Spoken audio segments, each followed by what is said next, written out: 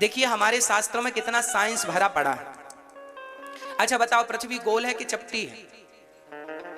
बताओ, पृथ्वी कैसी है? गोल है। ये बात आपको कब पता चली कि पृथ्वी गोल है? बताओ, बताइए आप। पृथ्वी गोल है ये बात आपको कब पता लगी? 1950 के पहले लोग यही जानते थे कि पृथ्वी चपटी है, क्योंकि बाइबल में लिखा है कि पृथ्वी चपटी है। और पूरी दुनिया में बाइबल को मानने वाले लोग ज्यादा हैं, ईसाई ज्यादा है ना, ईसाई पूरी दुनिया में ज्यादा हैं, तो जो ज्यादा होंगे वही मानेंगे। बाइबल में लिखा है कि पृथ्वी चपटी है, इसलिए पूरी दुनिया ये मानती थी कि पृथ्वी चपटी है। और 1950 के पहले जब तक सैटेलाइट नहीं छोड़ी गई नासा के द्वारा, तब तक यही जाना गया कि पृथ्वी वास्तविक में चपटी है। पर जब पहली 1950 में, ध्यान दीजिएगा, 1950 में जब पहली सैटेलाइट छोड़ी गई तो पता चला कि पृथ्वी चपटी नहीं है, पृथ्वी तो गोल है। अब सुनिएगा, पृथ्वी गोल है ये साइंटिस्टों को भी 1950 के बाद पता चला। और हमारे भागवत में, हमारे ग्रंथ में हजारों साल पहले ये लिख दिया गया है कि पृथ्वी गोल है। भागवत में पंचम स्कंध में एक सब्जेक्ट ही है भूगोल। हमारे यहाँ एक विषय है भूगोल। भू मतलब पृथ्वी, गोल मतलब गोल, भूगोल। आप लोगों ने भी पढ़ा होगा भूगोल, खगोल तो पढ़ा ही होगा। हमारे यहाँ हमारे ग्रंथ कह रहे हैं हजारों साल पहले कि पृथ्वी गोल है, और बाइबल कहती है पृथ्वी चपटी है। तो साइंस जो आज प्रूफ करता है, तो याद रखना साइंस वही प्रूफ करता है जो हमारे ग्रंथों में मिलता है। हमारे वेद और पुराण में जो चीज मिलती है, आज साइंस भी उसी को पुष्ट करता है, उसी पे मोहर लगाता है अपनी। इसलिए हमारे जो ग्रंथ हैं इनमें कितना बड़ा साइंस है, मैं और आगे बोलता हूं। देखिए अब मैं ये विषय पे आऊं, भागवत जी का ये विषय है। आप कहेंगे महाराज जी साइंस क्यों बता रहे हैं? अरे भाई साइंस भागवत जी में है, मैं साइंस बता रहा हूं आपको, सुनिए। आज से केवल 10 साल, ओनली 10 वर्ष, 2020 चल रहा है, 21 चल रहा है, तो 2009 की बात कह लूं, 9 या 10, 2009 और 2010 में भारत में एक टेक्नोलॉजी आई है, अभी 10 से 15 साल ही पुरानी है, ज्यादा से ज्यादा। वो टेक्नोलॉजी आप भी जानते हैं, सुनिए। एक स्त्री जब गर्भवती होती है तो पहले दिन से लेकर 9 महीने तक की एक्टिविटी क्या है उस बच्चे की, ये साइंस अब बताने लग गया है।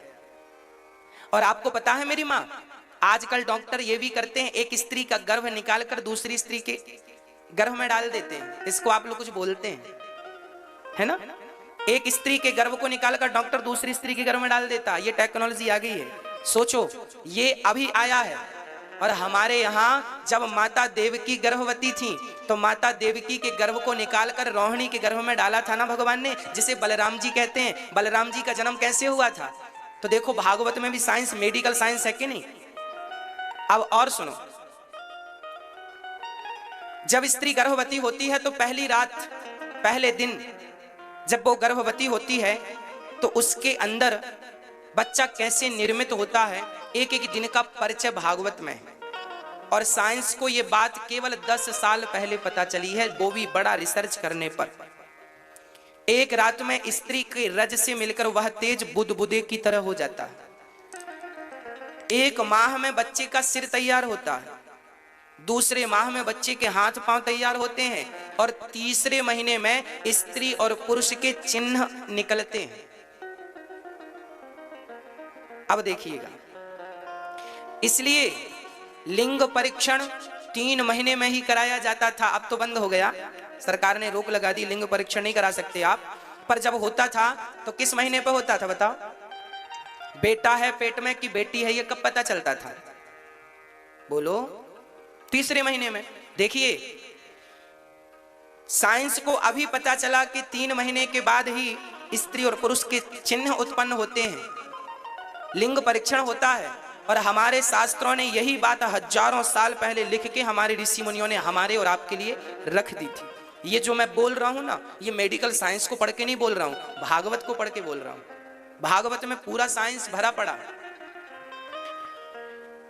4 महीने का जब बच्चा होता है तो उसमें सारी धातुएं प्रकट हो जाती हैं, 5वें माह का बच्चा होता है तो उसे भूख और प्यास लगने लगती है, इसलिए जब स्त्री 5 माह की गर्भवती होती है तब से उसको भूख प्यास ज्यादा लगती है, क्योंकि अब 2 पेट हो जाते हैं, एक उसका और एक उसके बच्चे का। ये बात शास्त्रों में हजारों सालों पहले से लिखी है और इसी पर डॉक्टरों ने रिसर्च की है, तो भी 10 साल पहले ये निकल के आया कि बिल्कुल यही जो इसमें लिखा है, यही एक्टिविटी बच्चे की होती है पेट में मां के, बिल्कुल यही। 9 महीने का होता है बच्चा बाहर आ जाता है, प्रसव की पीड़ा हुई बाहर आ गया। कपिल भगवान ने माता देवहूति से कहा, माँ जन्म से लेकर मृत्यु तक व्यक्ति को कहीं सुख नहीं मिलता, तब तक सुखी नहीं होगा जब तक वो भगवान को प्राप्त ना कर ले, इसलिए हर जीव को भगवान की प्राप्ति में समय लगाना चाहिए, ज्यादा से ज्यादा भगवान का चिंतन करना चाहिए। काम मत छोड़िएगा, पर काम को करते समय भगवान का चिंतन भी मत छोड़िएगा। भगवान ही हम सबके सहारे हैं, भगवान ही हम सबके आश्रय हैं। बिहारी जी को कभी मत भूलिएगा, भगवान ही हम सबका जीवन है।